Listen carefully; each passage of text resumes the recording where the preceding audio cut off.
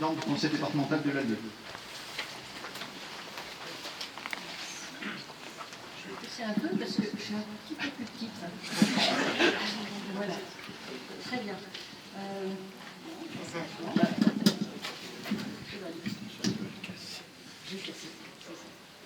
Donc, mesdames, messieurs, en vos noms, grades et qualités, mes chers confrères, mesdames, messieurs, voilà, je vais vous évoquer un petit peu, je tracer un petit peu, je dirais, l'historique de l'intérêt du département pour la santé.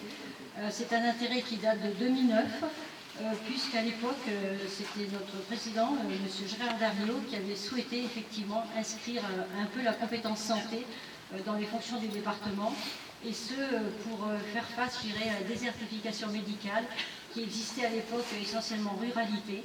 Et donc, depuis 2009, le département a souhaité être aux côtés des différentes collectivités pour, on va dire, tenter de pallier à la désertification médicale.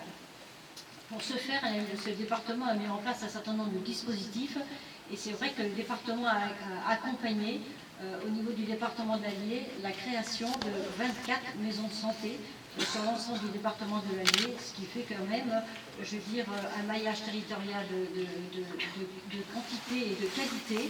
Et on est un des départements de la région Auvergne-Rhône-Alpes à avoir, en termes de densité, un nombre de maisons de santé assez élevé par rapport aux autres départements. Cette aide aux maisons de santé labellisées, je dirais que la ligne financière est à peu près de 4 millions d'euros, ce qui n'est pas rien pour un département, pour essayer d'épauler et de contrarier, on va dire, contrebalancer la désertification médicale.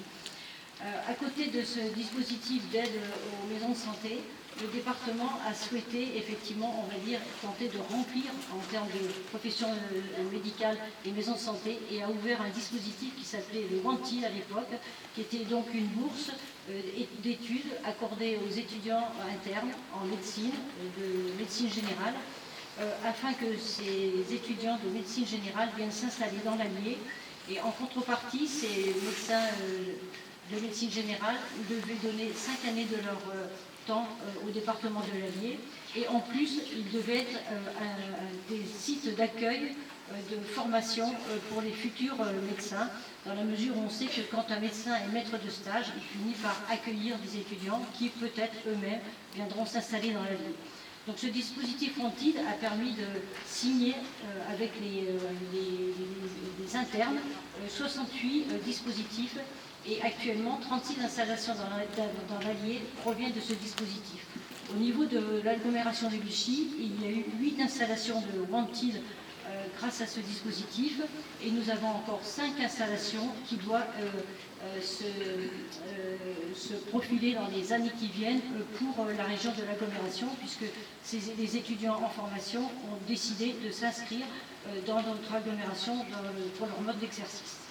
Bien au-delà de WANTIL, il a fallu aussi réfléchir sur le fait que le WANTIL, qui était à l'époque, je dirais, un dispositif pour la ruralité, le fait que la désertification, je veux dire, s'est étendue avec le temps et en secteur urbain et périurbain, le dispositif WANTIL a été étendu lui aussi en urbain et périurbain, et c'est pour cela que maintenant vous avez des dispositifs WANTIL qui se sont installés à QC, à Saint-York, à Saint-Germain, et ainsi de suite au niveau de l'agglomération.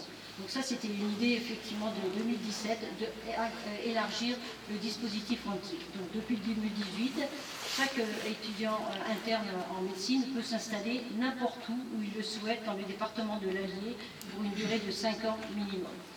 Et puis il a fallu aussi réfléchir à augmenter, je dirais, les aides pour des installations à la fois de médecins généralistes qui n'avaient pas signé le WANTIL avec l'Allier, mais aussi pour des professionnels de santé qui ne sont pas médecins, parce qu'on sait qu'il faut faciliter les installations de professionnels de santé, et donc on épaule maintenant aussi d'autres professionnels de santé à venir s'installer dans des exercices regroupés de préférence au niveau de notre département, et c'est comme ça que nous avons accordé là depuis 4 ans 500 000 € d'aide à l'installation pour différents professionnels de santé.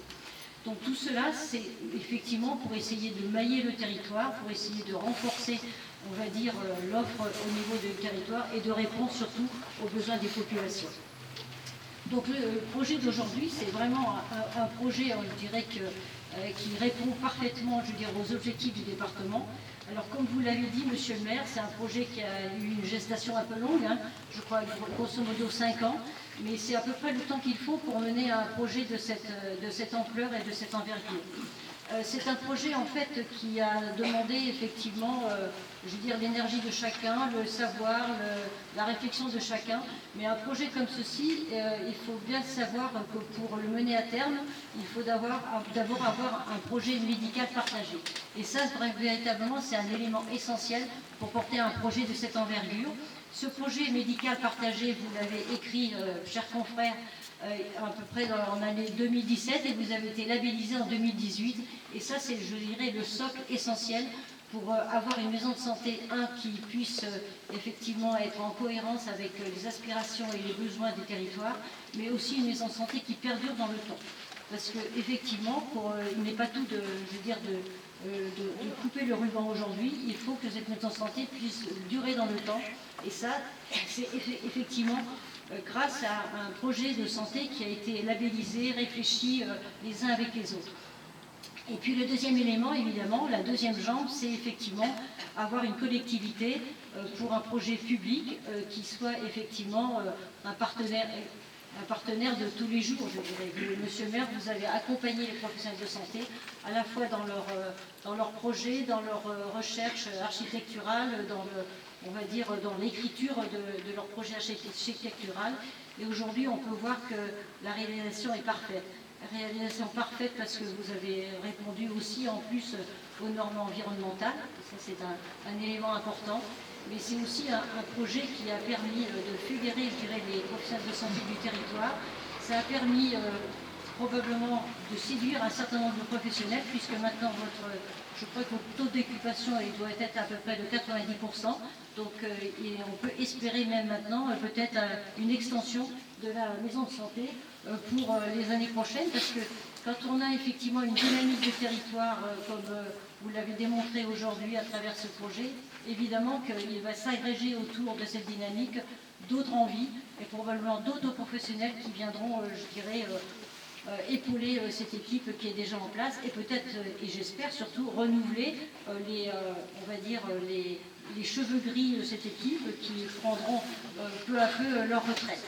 Donc voilà, je pense que sur le territoire, là maintenant, vous avez effectivement un outil, un plateau technique qui est de qualité.